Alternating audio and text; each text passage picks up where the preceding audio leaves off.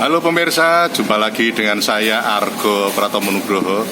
Beruntung sekali hari ini pagi-pagi saya ketemu lagi dengan Bapak Rianta SH.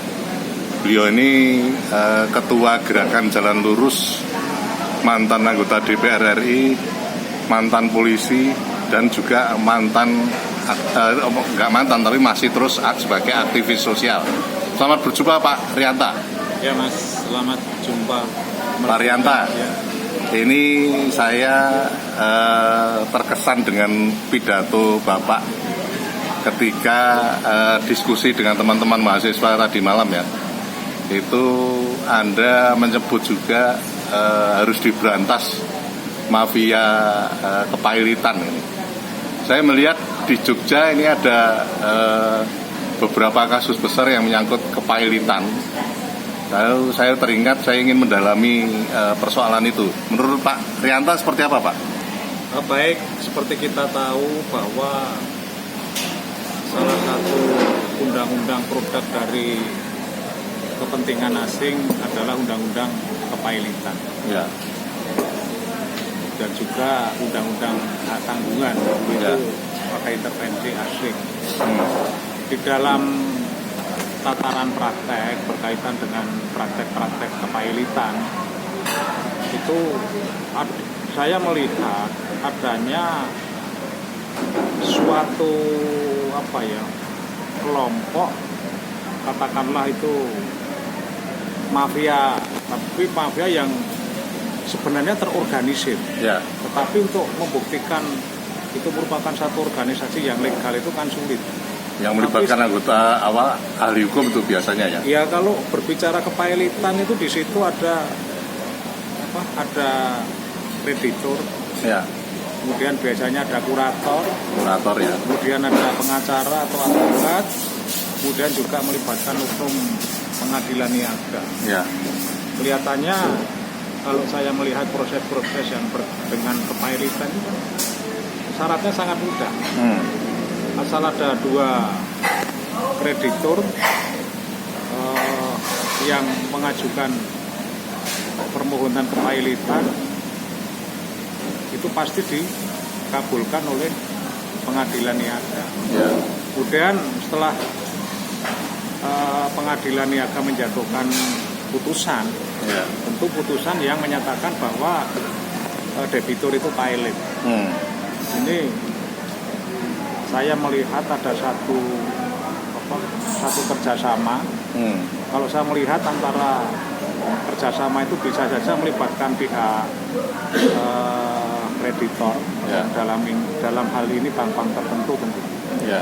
Di bank-bank tertentu, kemudian dengan kurator, kemudian ada pengacaranya, kemudian juga ada hakim pengawasnya, kemudian juga ada jaringan pembeli daripada harta-harta untuk ambil asetnya itu ya. Untuk menghabiskan asetnya, dihabiskan, bukan hanya sekedar diambil tapi dihabiskan. Ya, bahkan betul.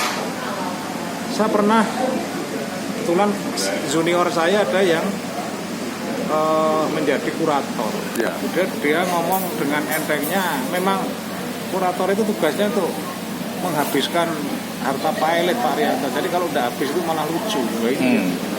Yang menjadi perhatian kita bersama, khususnya pemerintah pusat, Presiden dan DPR, untuk bagaimana akan Undang-Undang 37 2004 tentang kepailitan dikonstruksikan kembali sedemikian rupa sehingga untuk mempidanakan para pelaku kejahatan yang objeknya itu harta pailit itu mudah.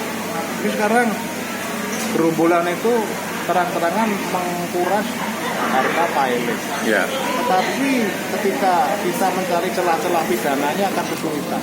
Ya. Itu. Ya. Saya melihat modusnya awalnya itu misalnya dengan dianggap sebuah perusahaan itu punya utang. Ya itu. Ya. Kan persyaratannya kan minimal ada dua kreditor. Ya. Yang tidak bisa menagih pinjamannya tuh. Ya. Dia memberi pinjaman, kemudian debitor itu punya minimal dua hutang. Ya. Itu. Ketika itu diajukan ke permohonan kepilotan ke pengadilan niaga. Lah pengadilan niaga secara normatif mengabulkan. Ya, ya.